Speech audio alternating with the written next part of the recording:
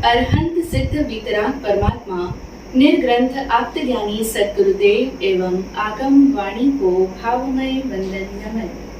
सभी भव्यात्माओं की भव्यता को प्रणाम। जय हो। यूं तो इंसान के वश में बहुत कुछ है, वह बहुत कुछ जान सकता है, नई नई विधाएं सीखता है, आविष्कार भी करता है, नई नई टेक्नोलॉजीज भी डेवलप करता है। लेकिन फिर भी कुछ चीजें हैं जो इंसान के वश के बाहर है, जिस पर इंसान का कोई कंट्रोल भी नहीं है और वह उन्हें जान भी नहीं सकता है। उन्हीं चीजों में से एक है उसकी अपनी होनी। उसकी अपनी होनी। होनी का मतलब होता है वह जो उसके साथ होने वाला है।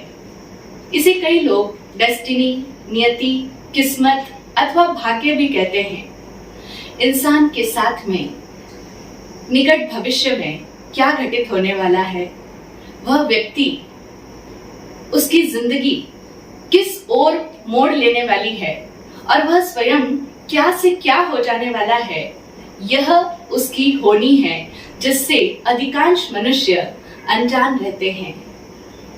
आत्मज्ञानी पूज्य श्री विराट गुरुदेव ने इस होनी के संबंध में बड़ी ही गहरी अर्थ वाली कुछ पंक्तियां बताई, जिसकी प्रथम दो पंक्तियां हैं, हंसती तेरी उठा पटक पर मंद मंद वह होनी है, तू ही जनक तेरी यह पुत्री, चाले तेरी सलोनी यह है, हंसती तेरी उठा पटक पर मंद मंद वह होनी है। यहाँ पूज्य विराट गुरु जी हम इंसानों को संबोधित करते हुए कहते हैं कि हे मानव, ये जो तेरी होनी है वो तेरी उठापटक को देख करके तुझ पर हंस रही है। हंसती तेरी उठापटक पर मंद मंद वह होनी है। हम इंसान कितनी उठापटक करते हैं, यानी कितनी उथल पुथल मचाते हैं। हम लोग कितना कुछ निरंतर करते चले जाते हैं। हम लोग बड़ी दूर की योजनाएं बनाते हैं, लंबी लंबी प्लानिंग्स करते हैं, तरह तरह के हमारे आगे कार्यक्रमों की योजनाएं बनती रहती है। हम भविष्य में ये करना चाहते हैं, वो बनना चाहते हैं, हमारे ये प्रोजेक्ट्स चल रहे हैं, वगैरह वगैरह। बहुत कुछ हम उठापटक कर रहे हैं और हमारी इस उठापटक को देख करके हमारी होनी, यानी जो हमारी नियति है, जो हमारे साथ होने वाला है, वह हम पर मंद मंद मुस्कुराती है। सच ही तो है, इंसान बहुत कुछ करना चाहता है। किसी कवि ने भी बड़ा खूब लिखा है कि तू जो चाहता है वह करता है। इंसान को ही संबोधित करते हुए कहा है कि तू जो चाहता है तो वह करता है, लेकिन होता वह है जो भगवान चाहता है। होता तो वही है जो उसकी होनी कह दे अथवा भगवान कह दे। तो इसीलिए इंसान के वश के बाहर है उसकी होनी, और जिसे वह जान भी नहीं सकता है। हम देखे ना, अंगुलीमाल डाकू था, लुटेरा था, हत्यारा था और लोगों की हत्याएं करके उनके नर मुंडों की अपने गले में माला धारण किए था।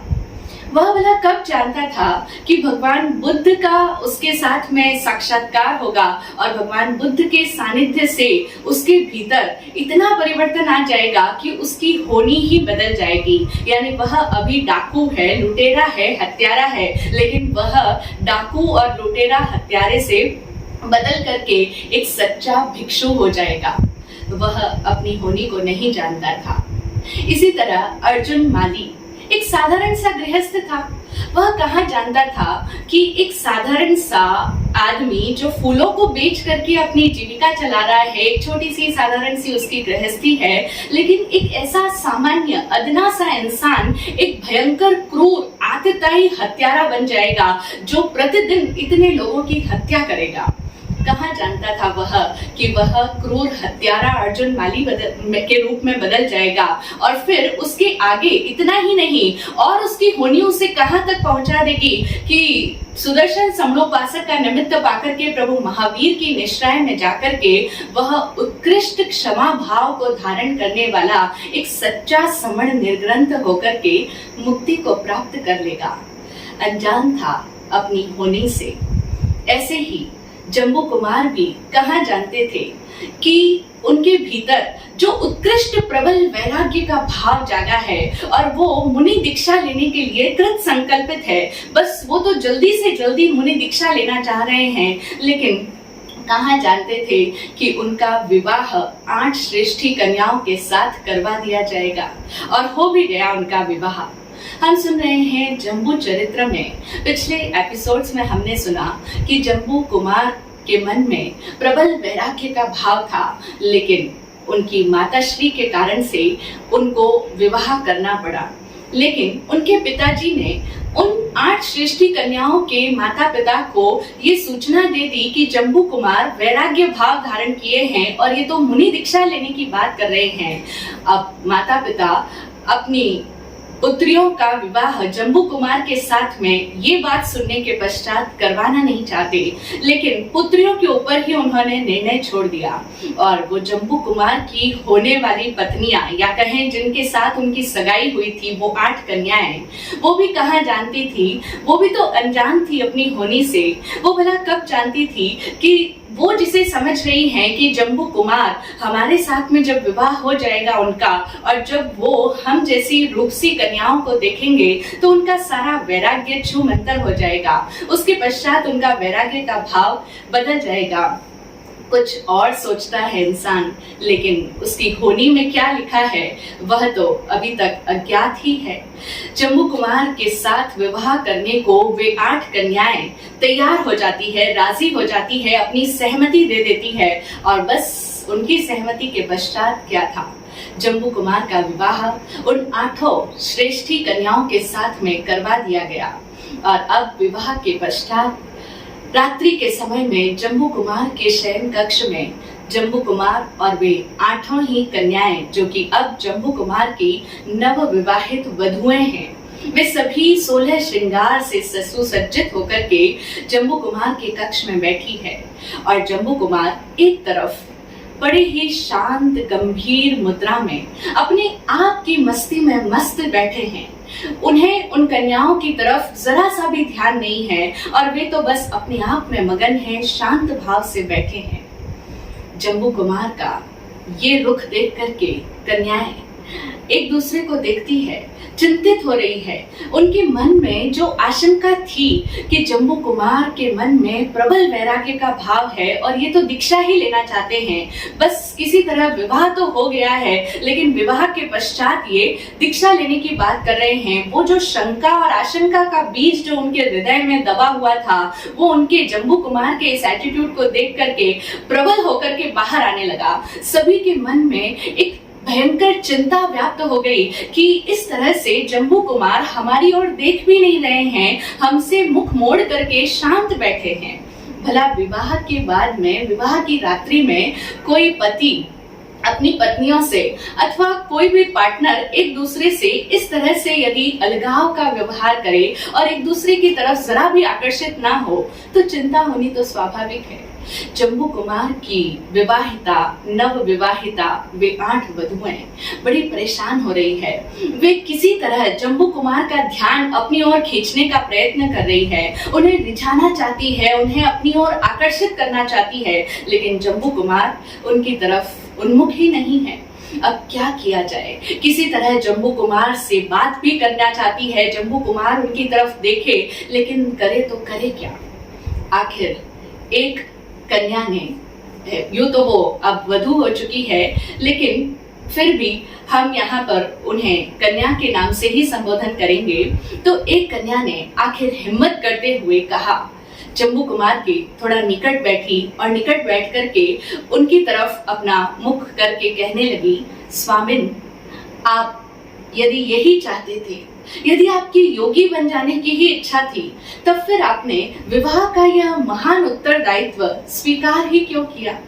आपको बिना विवाह किए ही योगी बन जाना चाहिए था, मुनि दीक्षा ले लेनी चाहिए थी, लेकिन आपने विवाह का इतना महान उत्तरदायित्व भी ग्रहण किया है और फिर आप इस तरह हमसे बेरुखे होकर के बैठे हैं। तो इस तरह से आप हम भोली भाली और दुनियादारी से अनजान लड़कियों के साथ में ऐसा विश्वासघात क्यों कर रहे हैं? विश्वासघात, छल, धोखा बहुत ही कॉमन शब्द है। आप लोगों ने भी अनेकों लोगों के मुंह से सुने होंगे ये वाक्य, इस तरह के शब्द कि हमें उन लोगों से धोखा मिला, हमें उन्होंने चीट कर दिया, हमने तो उनके लिए इतना किया लेकिन उन्होंने हमारे साथ में विश्वासघात कर दिया। बहुत कॉमन है इस तरह के सेंटेंसेस और अनेकों लोगों के मुंह से हमें ये बात सुनने को मिलती है। और मजे की बात यह है कि हम जिन लोगों के मुंह से ये बात सुनते हैं कि उन्होंने, फला ने हमें चीट किया, अगर हम उन फला के पास में जाएं और उनकी बातें सुने तो वो लोग भी यही कहते हुए पाए जाते हैं कि फला ने हमको चीट कर दिया, उन्होंने हमारे साथ में धोखा किया, उन्होंने विश्वासघात कर दिया। अब ऐसे में एक अच्छा भला, सीधा साधा, सामान्य सा इंसान बुरी तरह से कंफ्यूज हो जाता है कि इसकी बात सुनो तो वो कहता है उसने मुझे चीट किया, और उसकी बात सुनो तो वो कहता है उसने मुझे चीट किया। आखिर चीट किया किसने? धोखा दिया किसने? किसने धोखा दिया और किसने धोखा खाया? कुछ समझ ही नहीं आता। इसीलिए अच्छा होगा कि हम यहाँ इस धोखे की इस मानसिकता को अथवा कहें इस भ्रमणा को जरा सुलझा लें, जरा समझ लें कि हकीकत में आखिर ये धोखा होता क्या है और कौन धोखा देता है, कौन किसको धोखा देता है। क्या कोई व्यक्ति हमें धोखा देता है? अथवा कई बार आप लोगों ने सुना होगा, लोग कहते हैं कि मेरी किस्मत ने मुझे धोखा दे दिया, मैं तो बहुत अच्छी तरह से प्रयास कर रहा था, मेरी 100% मेहनत थी, लेकिन किस्मत दगा दे गई। तो क्या कोई व्यक्ति हमें धोखा देता है या हमारी किस्मत हमें धोखा देती है? अथवा कई बार लोग कहते हैं कि परिस्थितियां मेरे फेवर में नहीं थी, इसलिए परिस्थितियों ने मेरे साथ में छल कर दिया, परिस्थिति के द्वारा मैं छला गया। तो क्या परिस्थिति धोखा देती है, हमारा टाइम हमें धोखा देता है, हमारी किस्मत धोखा देती है, या कोई व्यक्ति हमें धोखा देता है? दरअसल वास्तविकता यह है कि धोखा कोई भी नहीं देता है, धोखा दिया नहीं जाता है, धोखा खाया जाता है। धोखा कोई किसी को देता नहीं, लेकिन धोखा खाते बहुत से लोग हैं। 100 में से 90% लोग धोखा खाते हैं। तो अब जब कोई धोखा दे नहीं रहा है, धोखा लिया जा रहा है, धोखा खाया जा रहा है, तो भला किससे? व्यक्ति से नहीं, कोई व्यक्ति धोखा नहीं देता है। होता यह है कि हम किसी व्यक्ति के साथ में अपने मन की कई सारी कामनाएं पाल के बैठे होते हैं। हमारे मन में उस व्यक्ति के प्रति, जो कि हमारे किसी रिश्तेदार के रूप में है या हमारे दोस्त के रूप में है या कोई भी रूप में हमारे सामने हो सकता है, हमारी जिंदगी का एक अहम हिस्सा हो सकता है, हम उसके साथ में बहुत सारी कामनाएं जोड़ करके बैठे होते हैं। उसके प्रति हमारी बहुत अपेक्षाएं होती है, एक्सपेक्टेशंस होती है, उम्मीदें होती है। लेकिन जब वो सामने वाला व्यक्ति हमारी उन इच्छाओं और अपेक्षाओं पर खरा नहीं उतरता है, तब हमें लगता है कि उसने हमें धोखा दे दिया। और तब लोग कहते हैं कि फला ने मुझे चीट किया, उसने हमारे साथ में विश्वासघात कर दिया। तो जो हमारी अपनी मन की सोच थी, हमारी अपनी मन की अपेक्षा थी, उसके कारण से हमने धोखा खाया, उसके कारण से हम चीट हुए। और इसी तरह से हमारी किस्मत के प्रति भी हमारे मन में एक धारणा होती है कि मेरी किस्मत तो मेरा साथ देगी, और जब हमारे मन की सोच के अकॉर्डिंग नहीं होता, तब हम किस्मत पर भी दोष डालते हैं और हम कहते हैं किस्मत ने मुझे धोखा दे दिया या परिस्थितियों ने मुझे धोखा दिया। तो वास्तविकता क्या है? इसके अंदर छुपी हुई बात यह है जो कि गहराई में है और जिसे हमें खुली आंखों से अगर देखें तो समझ में आएगा कि धोखा ना कोई व्यक्ति देता है, ना परिस्थिति, ना समय। धोखा देता है, धोखा खाता है व्यक्ति अपनी ही अपेक्षाओं के कारण से। आत्मज्ञानी पूज्य श्री विराट गुरुदेव का एक कोट है जहां वो कहते हैं कि इस दुनिया के अंदर कोई किसी को ठग ही नहीं सकता है। इस दुनिया में किसी को ठगा जाना संभव ही नहीं है, कोई किसी को ठग नहीं सकता है सिवाय अपने लालच के। यानी अगर कोई व्यक्ति ठगा जा रहा है, कोई व्यक्ति ये फील कर रहा है कि मुझे धोखा हुआ है या मेरे साथ में दगा हुआ है या मैं ठगा गया हूं, तो याद रखो ये कोटेशन है और सदैव स्मरण करने योग्य है कि कोई किसी को धोखा देता ही नहीं है। धोखा खाता है व्यक्ति, ठगा जाता है तो सिर्फ अपनी लालच के कारण से, सिर्फ अपने लोभ के कारण से ठगा जाता है। हमारा अपना लालच हमें ठगता है। अब यहाँ पर जम्बू कुमार के प्रसंग में ही हम देखें, वो कन्या कह रही है जम्बू कुमार से कि आपने हम जैसी भोली भाली, सीधी सादी और दुनियादारी से बेखबर अनजान लड़कियों के साथ में ऐसा विश्वासघात क्यों किया? तो क्या सचमुच ही जम्बू कुमार ने उन कन्याओं के साथ में विश्वासघात किया है? ऊपरी नजर से देखें तो शायद हमें भी लग सकता है कि गलत तो जम्बू कुमार कर ही रहे हैं, क्योंकि उन्हें विवाह करते ही उन्हें छोड़कर जाना, मुनि दीक्षा ले लेना जरा उचित नहीं लगता हमें भी। अगर ऐसा ही करना था तो जैसा कि वो कन्या कह रही है, विवाह से पहले ही कर लेना चाहिए था। उनके साथ कमिटेड होने के बाद में उनको छोड़ना जरा गलत है, जम्बू कुमार सही नहीं कर रहे हैं। लेकिन अब हम गहरी नजर से देखें और तब हमें सारी स्थिति स्पष्ट हो जाती है कि जम्बू कुमार उनके साथ विश्वासघात कर रहे हैं, अथवा वो कन्याएं जो ये मान करके बैठी है कि जम्बू कुमार हमारे पति हैं और पति को पत्नी का साथ देना चाहिए, तो उनके मन में जम्बू कुमार के साथ में जो उम्मीदें बंधी है, जो अपेक्षाएं बंधी है, अथवा जो उनके मन में पति का सुख पाने का लालच है, उसके कारण से वो अपने आप को ठगा हुआ या धोखा खाया हुआ फील कर रही हैं।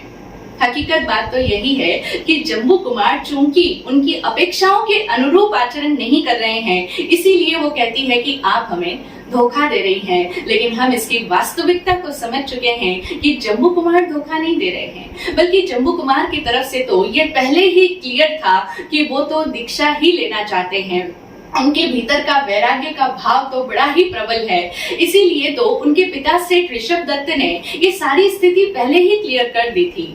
और कन्याओं का आपसी विचार विमर्श के पश्चात ही ये निर्णय हुआ था कि फिर भी हम उनके साथ में विवाह करेंगे, क्योंकि वो ये सोच करके बैठी थी कि हम लोगों को देख करके जम्बू कुमार का वैराग्य का भाव चला जाएगा, अथवा जो भी होगा बाद में देखा जाएगा, हम लोग जम्बू कुमार को अपने प्रेम पाश में बांध कर रख लेंगे। लेकिन ऐसा कुछ भी हुआ नहीं। तो अब उन्हें लगता है कि जम्बू कुमार हमारे साथ में विश्वासघात कर रहे हैं। तो जम्बू कुमार को वह कन्या कहती है कि आप हम सीधी कन्याओं के साथ में ऐसा धोखा क्यों कर रहे हैं, ऐसा विश्वासघात क्यों कर रहे हैं, और हमारे सौभाग्य का सूर्य उदित होने से पहले ही आप उसे अस्ताचल की ओर ले जाने चाहते हैं। क्या ऐसा करना आप जैसे विवेकशील पुरुष के लिए न्याय संगत होगा? क्या यह हिंसा नहीं है? और हमने आपका ऐसा क्या भीषण अपराध कर दिया कि जिसका कठोर दंड आप हमें दे रहे हैं? एक तरफ तो आप दया पालने की बात करते हो, दीक्षा लेने की बात करते हो, जहां आप 6 काय के जीवों को दया पालने वाले बनोगे, और दूसरी तरफ आप हमारे प्रति ऐसा निर्दय और क्रूर व्यवहार कर रहे हो। क्या आपका हृदय इतना निष्ठुर हो गया है, आप हमारे हृदय की इस पुकार को नहीं सुन पा रहे हो? आप देख नहीं रहे हो कि हम आपके बिना कितना तड़प रहे हैं, और हमारी सारी अरमान, हमारे सारी मनोरथ, हमारी सारी इच्छाएं सबको मिट्टी में मिला करके फिर भी आप जाना ही चाहते हो? तो क्या यह निष्ठुरता नहीं है? क्या यह निर्दयता नहीं होगी आपकी? इस तरह से आपको हम अबलाओं के ऊपर कभी तरस नहीं आता है? हम देखें, जब हम किसी व्यक्ति से आहत होते हैं, यानी हमारी अपेक्षाएं टूटती है, हमने उसके साथ में उम्मीदें बांधी थी, सोचा था कि वो इस तरीके से बिहेव करेगा, या वो ऐसा ऐसा होना चाहिए, ऐसा होगा, और वो ऐसा नहीं होता है, या वो ऐसा हमारी सोच के अनुरूप अकॉर्डिंगली बिहेव नहीं करता है, तो हमारी अपेक्षाएं टूटती है, और तब हम स्वयं को हर्ट फील करते हैं, चीटेड फील करते हैं। तो उस समय में एक व्यक्ति उसको क्या करता है, उसका रिस्पॉन्स कैसा होता है, वो किस तरह से रिएक्ट करता है। जैसे वो कन्याएं कर रही है, वो पहले तो उसको भला बुरा सुनाता है क्योंकि मन में गुस्सा होता है, जैसा मैंने चाहा उस अकॉर्डिंग वो कर नहीं रहा है, तो अपना सारा गुस्सा उसके ऊपर निकलता है। फर्स्ट रिएक्शन तो यही होगा। तो वो गुस्से में उसके प्रति कुछ अपशब्द भी कह सकता है, भला बुरा कहता है, उसको उपालंब देता है, उलंबा करता है, उलंबा देता है कि तुम्हें ऐसा नहीं करना चाहिए था। अपना दुख व्यक्त करता है कि मुझे इस चीज से बहुत दुख हो रहा है, मैं बहुत हर्ट फील कर रहा हूँ। और उसके बावजूद भी अगर इन सब चीजों का भी सामने वाले पर कोई असर ना पड़े, तो फिर जरा ठंडा होकर के उसे फिर से समझाने का प्रयास भी किया जाता है कि अरे थोड़ा तो समझो, तुम्हें ऐसा नहीं ऐसा करना चाहिए था जैसा मैं सोचता हूँ, या जैसा एक आइडियल सन को, डॉटर को, यानी बच्चे बच्ची को या पति पत्नी को करना चाहिए, अथवा माता पिता को होना चाहिए।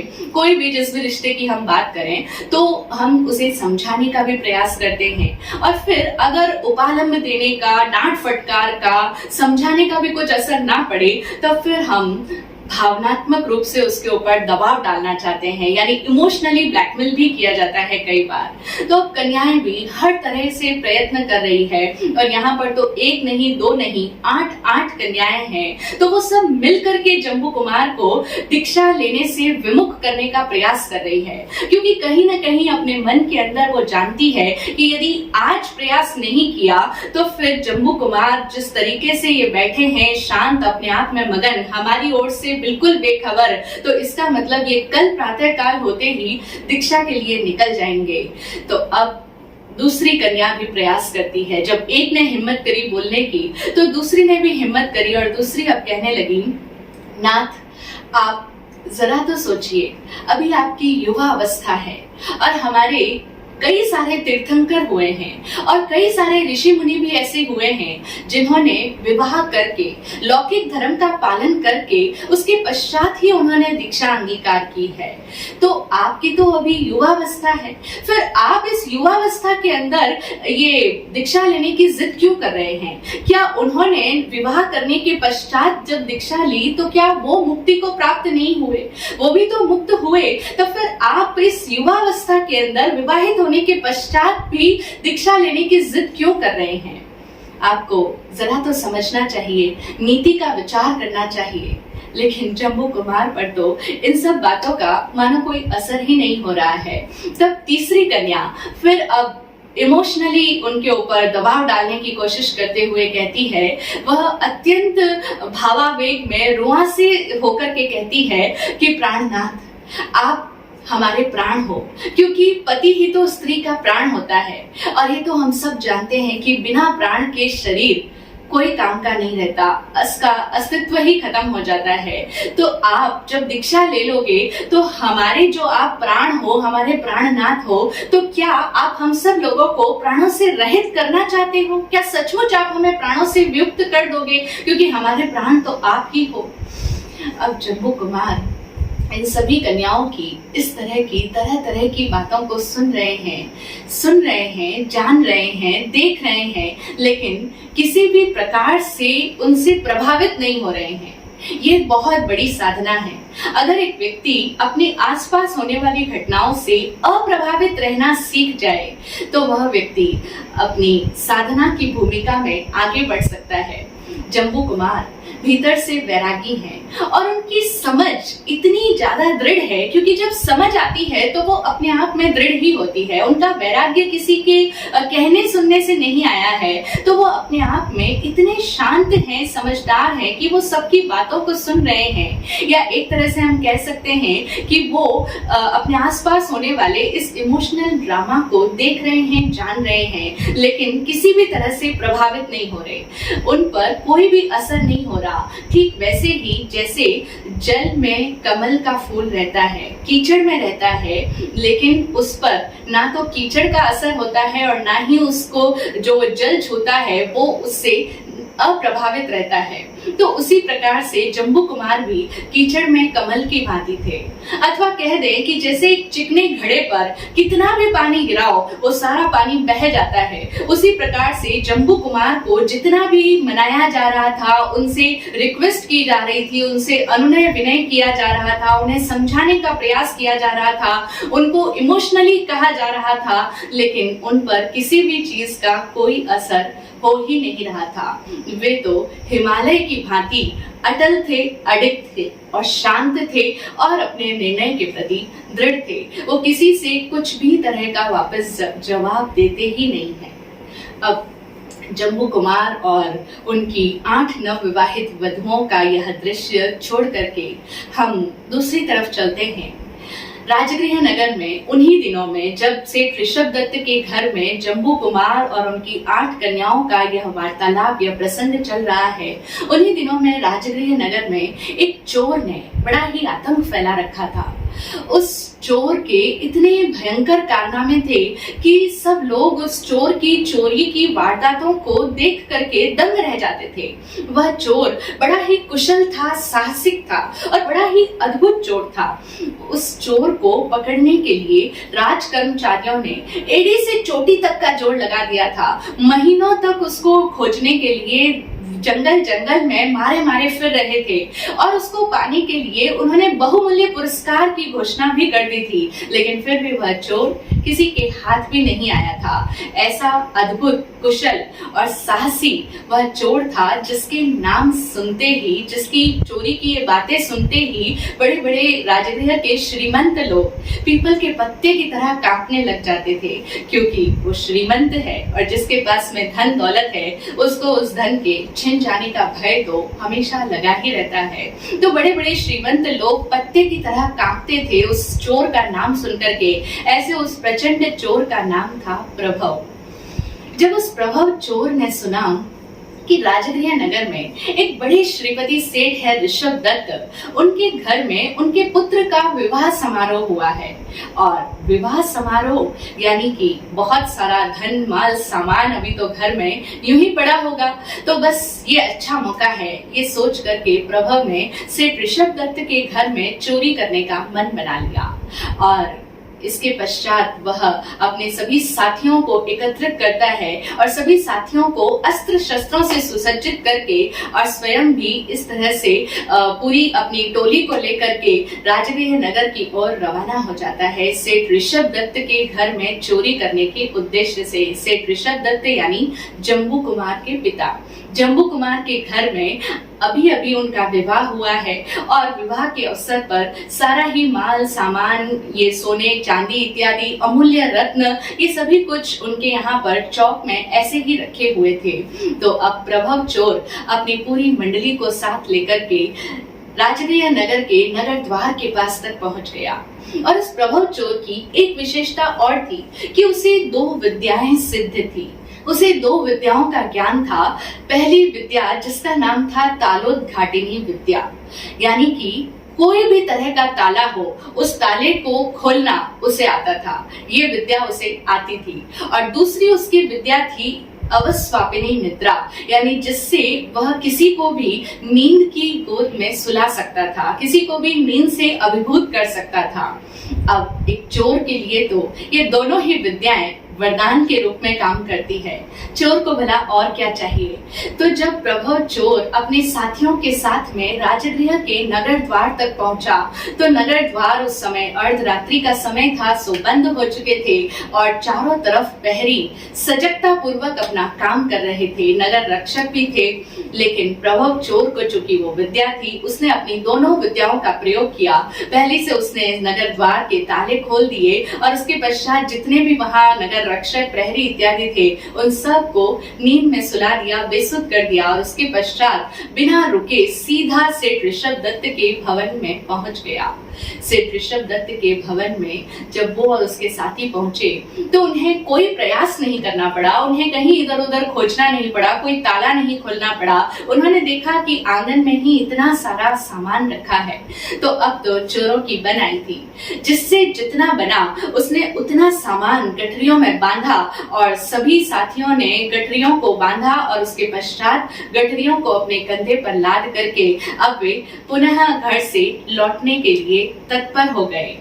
इधर जम्बू कुमार अपनी पत्नियों की बातें सुन रहे थे, लेकिन अप्रभावित होकर के वो सब कुछ देख रहे हैं, जान रहे हैं। ना सिर्फ वो पत्नियों के मन का हाल देख रहे हैं, जान रहे हैं, बल्कि वो ये भी देख रहे थे कि उनके भवन में चोरों ने प्रवेश किया है, उनके घर में बहुत सारे चोर घुस चुके हैं। वो इस बात से भी अवेयर थे, वो जान रहे थे, देख रहे थे। और उसके पश्चात चोर घुसे, चोरों ने गठरियों में सामान बांधा और सामान बांधने के पश्चात में वो वहां से निकलने के लिए तैयार हो रहे हैं। ये सब कुछ जम्बू कुमार देख रहे थे, वो इस सारी घटना से अवगत थे।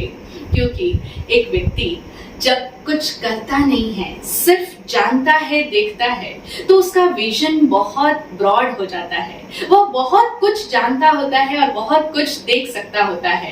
तो जम्बू कुमार इस सारी घटना से अवगत थे, लेकिन जम्बू कुमार ने कोई हो हल्ला नहीं मचाया। वो देख रहे हैं कि चोर आ रहे हैं, अपना काम कर रहे हैं, गठरियों में सामान ले रहे हैं, धन माल उन्होंने खूब सारा इकट्ठा कर लिया है और अब वापस जाने वाले हैं। लेकिन उन्होंने कोई तरह का शोर नहीं मचाया, और शोर मचाना तो दूर, उन्होंने तो उनको रोकने का भी प्रयत्न नहीं किया। उन्होंने, वो जाग रहे हैं और वो देख भी रहे हैं, लेकिन चोरों को रोकने का उन्होंने कोई भी प्रयास नहीं किया। कितनी आश्चर्य की बात है हमारे लिए, लेकिन जम्बू कुमार जैसी चेतना के लिए ये कोई आश्चर्य की बात नहीं है, क्योंकि जम्बू कुमार के मन में धन वैभव की महत्ता का भान पूरी तरह से निकल चुका था। यानी उनके मन में उन सोने, चांदी, रत्न, आभूषण इत्यादि के प्रति जरा भी ममता का भाव नहीं था। ममता का भाव, मोह का भाव कब होता है? जब हम किसी भी वस्तु को महत्व देते हैं। और हम इमेजिन करें कि अगर इस पृथ्वी के ऊपर हम मनुष्य लोग कोई भी ना रहें और सिर्फ बहुत सारे सोने, चांदी, प्रेशियस स्टोन्स हो, ये हीरे जवाहरात, इन सब की खदानें हो, ये सब बहुमूल्य प्रेशियस स्टोन्स हो, और तब उनका क्या मूल्य होगा? तब भी उनका वही मूल्य होगा जो आज हमारी नजर में है? नहीं, उनका मूल्य, उनका महत्व हम इंसानों के कारण से है। अन्यथा अपने आप में उनका क्या मोल? वो खदानों में पड़े हैं, वो जमीन के अंदर खूब सारे हैं, लेकिन हम इंसानों की नजर में उनका इतना मोल बढ़ता चला जाता है।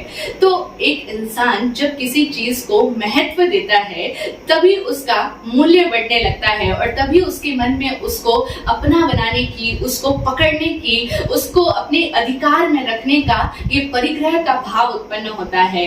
और यही भाव मोह पैदा करता है, इसी का नाम ममता का भाव है। तो जम्बू कुमार के मन में कोई भी तरह का मोह और ममता का भाव पूरी तरह से निकल चुका था।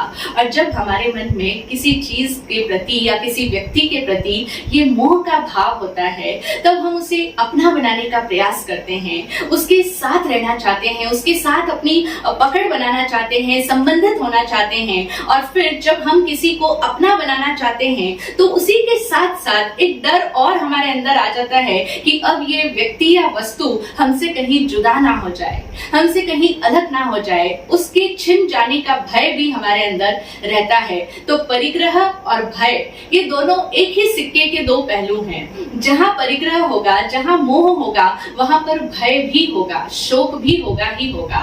लेकिन जम्बू कुमार इस सारे दुष्चक्र से, इस विशियस सर्कल से, मोह भाव से, अपना बनाने का प्रयास से, और फिर वो छिन ना जाए उसके डर से, इस सारे दुष्चक्र से ऊपर उठ चुके थे। वो इस जाल से ही बाहर निकल चुके थे। उनके भीतर की प्रज्ञा जागृत हो चुकी थी और इसीलिए अब उनके लिए चाहे वो बहुमूल्य कहे जाने वाले धन इत्यादि और एक साधारण से पत्थर हो, उनमें कोई अंतर नहीं रह गया था।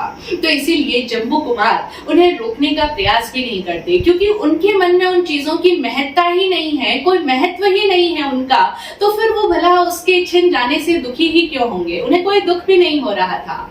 और अगर आध्यात्मिक साधना के दृष्टिकोण से देखें तो भगवान महावीर स्वामी का सभी साधकों के लिए एक ही निर्देश है। उनकी साधना पद्धति में साधकों के लिए एक निर्देश दिया गया है कि हे साधकों, तुम मात्र देखो और मात्र जानो। आचरण सूत्र में कई बार ये आता है कि पुरोपास, यानी हे साधक तुम सिर्फ सामने देखो, आगे आगे देखते जाओ। यानी एक साधक की पूरी साधना मात्र जानने और देखने की साधना होती है। वह ज्ञाता रहे, दृष्टा रहे, वह पश्यत रहे, वह सिर्फ प्रेक्षा करे। आप सिर्फ देखते जाओ। सिर्फ देखना इंपॉर्टेंट है, मात्र देखना और मात्र जानना। इसीलिए हमारे यहाँ अल्टीमेट ज्ञान का नाम क्या है? केवल ज्ञान और केवल दर्शन। जहां हमारा विजन, हमारा देखना और हमारा जानना किसी भी चीज से बायस्ड नहीं होता, कोई भी तरह के रंग से रंगा नहीं होता है, मात्र जानना और मात्र देखना हो जाए, वही तो एक साधक की उत्कृष्ट साधना है। उसे यही तो सीखना है कि वह सिर्फ जाने और सिर्फ देखे। इसीलिए भगवान महावीर की साधना पद्धति में सभी साधकों के लिए यही दिशा निर्देश दिया गया है कि साधक तुम देखना सीखो, मात्र जानना और मात्र देखना सीखो, कुछ करो नहीं। इसीलिए हमारे यहाँ क्या कहा जाता है, जब हम सामायिक करते हैं तो हम कहते हैं कि न करेमी न कारवेमी करंतम्पि अन्नम न समणु जानामि। यानी साधक प्रतिज्ञा करता है कि मैं करूंगा नहीं, यानी मैं कुछ भी तरह से करने का भाव नहीं रखूंगा, मुझे कुछ भी करना नहीं है। अच्छा, करना नहीं है तो करवाना भी नहीं है, क्योंकि जब हम कुछ करते नहीं हैं तो हमारे मन में आता है खुद नहीं कर सकते तो क्या हुआ, किसी और से तो करवा ले। तो दूसरा निर्देश करवाना भी नहीं है। और तीसरा, जो कुछ हो रहा है, जो कोई अन्य लोग कई कई तरह की क्रियाएं कर रहे हैं, बहुत सारा कर्तापन चल रहा है, उन सब की तरफ अनुज्ञान भी नहीं करना है, यानी उसकी तरफ ध्यान भी नहीं देना है। उसका अनुज्ञान यानी उनके पीछे पीछे भी नहीं जाना, उनकी जानकारियां भी नहीं रखना है। वो क्या कर रहे हैं उसकी तरफ कोई कमेंट्स भी नहीं देना है, अपनी तरफ से कोई ओपिनियन भी नहीं बनाना है, कोई राय भी नहीं देनी है।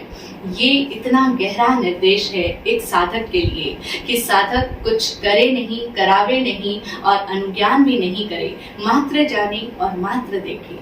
आत्मज्ञानी पूज्य श्री विराट गुरुदेव बड़ी प्यारी पंक्तियां कहते हैं एक भजन में, ना करूं ना ही कराऊं, ना वृथा अनुज्ञान हो, मौन ज्ञाता मौन दृष्टा, तप सहज चुपचाप हो।